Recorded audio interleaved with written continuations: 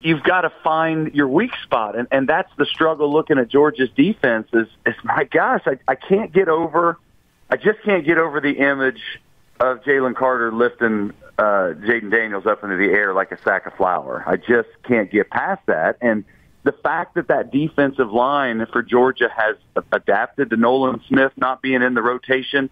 So are you gonna pound your head against that wall? Well, it's like you said, they're not really designed to play that kind of ball that you think about when you think about Michigan in these physical run games, because you have to commit to that in a way that your first half you got to commit to 15, 20 carries that are 4 yards, 3 yards, 6 yards, in the hopes that by the second half that defense spits the bit and you turn into a giant gainer.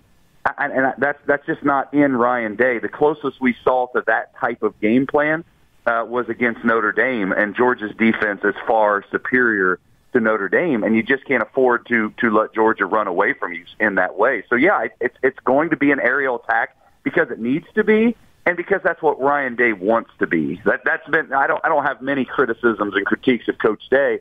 It's that you can sense he feels like he runs the ball because he has to. He understands I've got Heisman candidate talent in my running back room, and I've got to give them the ball to keep the pipeline and to keep things going, to be honest.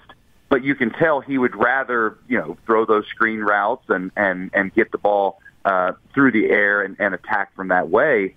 But the problem when you start airing it out is, I have seen Georgia's secondary, be vulnerable. I mean, yeah, there was that first half against LSU, things were happening, but I'm also reminded of that Tennessee game of just watching those those cornerbacks stand on top of those talented Tennessee wide receivers and think, ooh, there's no space there. The Hendon Hooker wasn't able to throw Jalen Hyatt open. So that's the kind of the key matchup is going to be that secondary against the incredibly deep Ohio State wide receiver attack, even without Jackson Smith and Jigba in the lineup.